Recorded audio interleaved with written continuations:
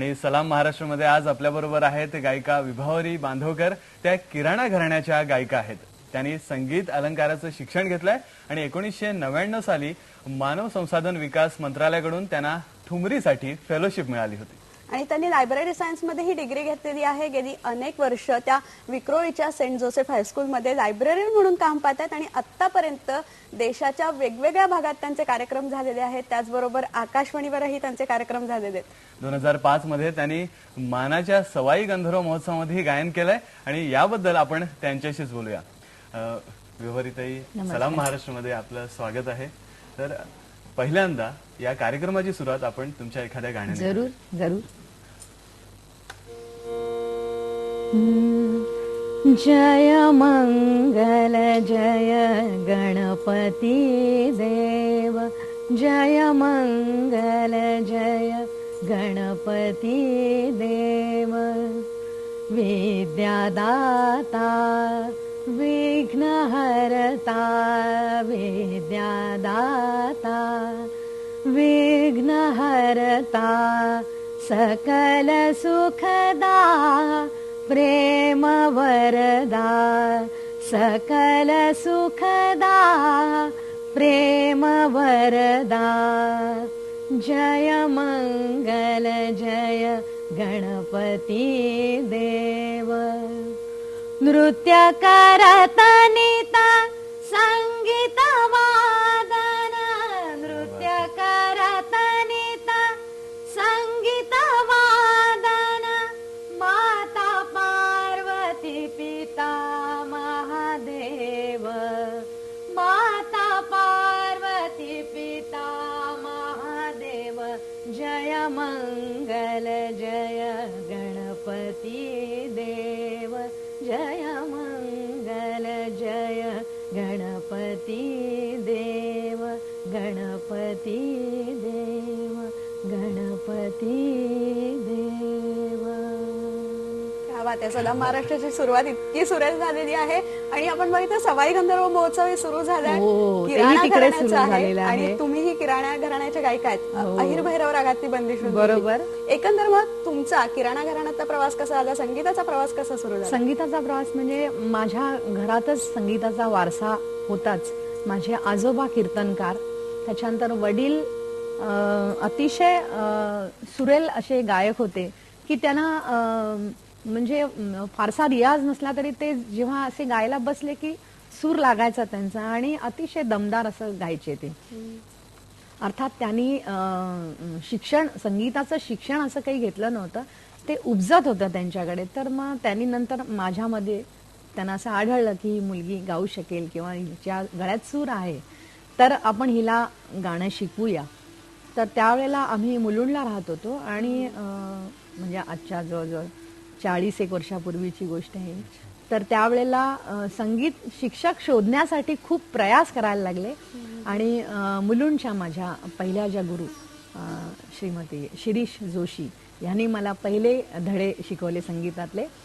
त्याच्यानंतर मग एक 5-6 वर्ष त्यांच्याकडे शिकल्यानंतर तुम्हाला एक संगीतातला जर प्रवास पुढे वाढवायचा असेल तर गायकी शिकणं फार आवश्यक असतं. तर ती गायकी शिकण्यासाठी म्हणून मग माझ्या वडिलांनी अनेक जणांची नावं सांगितली. तुला कोणाकडे शिकायचं सांग, मी तुला त्यांच्याकडे पाठवते. पण प्रतितयश कलाकाराकडे मी शिकावं असं मला वाटायचं नाही. कारण का माहितीये का, की असं वाटायचं की नाही, आपल्याला गुरु असा असावा की जो मला घडवू शकेल. तर असा एक गुरु आमचे परिचयाचे पेंढारकर म्हणून, जे अतिशय उत्कृष्ट हार्मोनियम वाजवत आणि आमचा घरोबा होता त्यांच्याशी. तर त्यांनी मग पंडित A.K. अभ्यंकर यांचं नाव सुचवलं की यांच्याकडे तुम्ही तुमच्या मुलीला पाठवा असं माझ्या वडिलांना त्यांनी सांगितलं. आणि मग ते आमच्या घरी यायला लागले आणि गाणं काय असतं, सूर साधा लावणं काय असतं, काय त्याच्यात नजाकत असते, हे सगळं चित्र म्हणजे मला असं वाटलं की बापरे, हे आपल्याला सगळं येईल का, झेपेल का. मग बस एकच ध्यास की मला गुरुजींसारखं गाता आलं पाहिजे. तर अभ्यंकर बुवा मात्र मला इतकं प्रेमाने त्यांनी मला शिकवलं आणि खूप तालीम घेतली मी त्यांच्याकडनं. 72 सालापासून भरपूर तालीम घेतली आणि खूप म्हणजे ज्याला मी म्हटलं ना की मातीचा गोळा आहे आणि त्याला घडवायचंय, त्याच्यातनं शिल्प निर्माण करायचंय.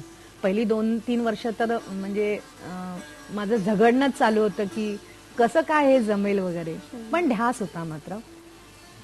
आणि ते त्यांना जाणवायचं की या मुलीला प्रयत्न ही खूप करते म्हणून. आणि मग त्याच्यानंतर 3-1 वर्षांनी त्यांनी माझ्या वडिलांना सांगितलं की ही मुलगी एक दिवस गाईल बरं का. असं सांगितल्यावर मला इतका आनंद झाला की आपण गाऊ, स्टेजवरती गाऊ असं. तर तो एक प्रवास असा माझा सुरू झाला आणि गुरुजींकडे अर्थात मी किराणा घराण्याची तालीम घेतली, जी अतिशय भावदर्शक अशी गायकी आहे, सुरेल गायकी आहे, ज्याला रोमॅन्टिसिझम हा त्याचा स्थायी भाव आहे. की म्हणजे आमचे जे मूळ गायक किंवा मूळ ह्या घराण्याचे पुरुष मरहूम अब्दुल करीम खान साहेब, त्यांनी ह्या गायकीची शैलीची सुरुवात केली. त्यावेळी असं म्हटलं जायचं की ज्यावेळे खासाहेब गात तर जसं अफूचं वन फुलावं ना, तशी श्रोत्यांमध्ये नशा पसरायची. क्या बात. इतकी ती गायकी तुम्हाला भूल घालणारी आहे. आणि आजही पुढे नंतर त्यांचे शिष्य सवाई गंधर्वांचे शिष्य पंडित भीमसेन जोशी, विदुषी गंगूबाईजी हनगल, पंडित फिरोज दस्तूर आणि पुढे मग अजून पुढची आमची आता ही 4वी-5वी पिढी अशी चालू आहे. म्हणजे ते घराणं पुढे पुढे आमच्यावर ही एक जबाबदारी आहे की हे घराणं पुढे कसं नेता येईल. आणि मीही माझ्या शिष्यांना जसं माझ्या गुरुजींनी शिकवलंय तसं द्यायचा प्रयत्न माझ्या विद्यार्थ्यांना शिष्यांना करत असते. किती यशस्वी आहे ते शिष्यच ठरवतील, म्हणजे की गुरु म्हणून मी किती त्या बाबतीत यशस्वी ठरेन, पण प्रयत्न मात्र जरूर माझा आहे.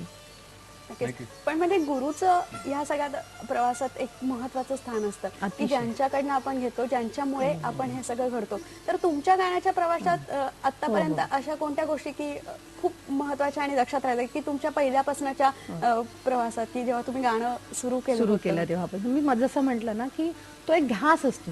आणि पूर्वी तर म्हणजे संगीत शिकणारा विद्यार्थी हा गुरुग्रही राहायचा. त्याच्यामुळे गुरुचं वागणं, चालणं, बोलणं, त्याचा व्यवहार हे सगळं तो 24 तास अनुभवायचा. अर्थात आता म्हणजे काळ बदलला आणि आता म्हणजे 1 तास 2 तास असं दिवसातनं किंवा आठवड्यातनं तालीम मिळते. पण ठीक आहे, काळ बदलतो त्याप्रमाणे माणसाने बदलायलाच लागतं आणि त्याला कोअप करून शेवटी पुढे शिकायचं आहे आपल्याला. तर जेव्हा गुरुजींकडे शिकताना मी जेव्हा तालीम घेत असेल, आता त्यावेळी काय म्हणजे नोटेशन मला लिहून द्या किंवा हे तुम्ही आता काय गायलात वगैरे असं आताची मुलं मला विचारतात की काय गायलात तुम्ही. तर मग त्यांना अॅनलाइज करून नोटेशन साधारण एक डिझाईन सांगायला लागते की ही अशी अशी स्वराकृती आहे, असं म्हण तसं म्हण, अॅनलाइज करून सांगते मी, जेणेकरून त्या मुलांना आकलन होतं. पण आमचा काळ असा होता की हिंमतच नाही की गुरुंना विचारू आता तुम्ही काय गायलात वगैरे. तर बंदिश सुद्धा दाखवणार.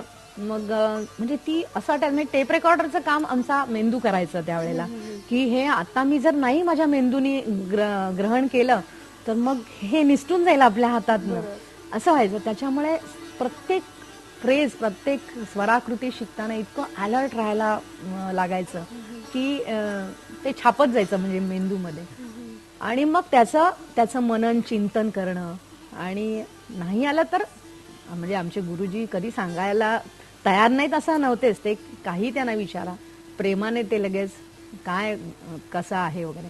पण एक मनात भीती असायची की असं आपल्याला नाही गाता येत, अजून तसं नाही आपल्याला सूर सापडत तसं. तर ते त्यासाठी तो एक ध्यास लागला ना की आपोआप तुम्ही गुरुप्रमाणे ती प्रतिमा तुमच्या मनामध्ये उमटत जाते. आणि मग तुम्ही आणि म्हणजे गुरु आणि शिष्य हा भेद कुठेतरी मग संपायला लागतो. आणि आता गुरु काय गाणार आहे हे आधीच शिष्याला समजायला लागतं. आणि असं ते संस्कार हेच तर आहेत की मनोमनी ते समजतं की गुरुलाही कळतं हा शिष्य आपला किती पोचला आणि पोचणार आहे, आणि शिष्यालाही समजत असतं. खरं. आणि या सगळ्या प्रोसेस मध्ये मला वाटतं की एक आपल्यालाच सवय लागते की आपण अनालाइज करतो की आपण आता काय हे झालेलं आहे, काय पुढे करायचंय, कसं करायचंय. गुरुचं स्थान सुद्धा यामध्ये खूप महत्वाचं आहे, त्याबद्दल तुम्ही बोललात. आपण ही चर्चा आपण सुरूच ठेवणार आहोत, पण इथे आपल्याला एक ब्रेक घ्यायचा आहे आणि आता घेऊयात एक ब्रेक. पहा फक्त IBN लोकमत.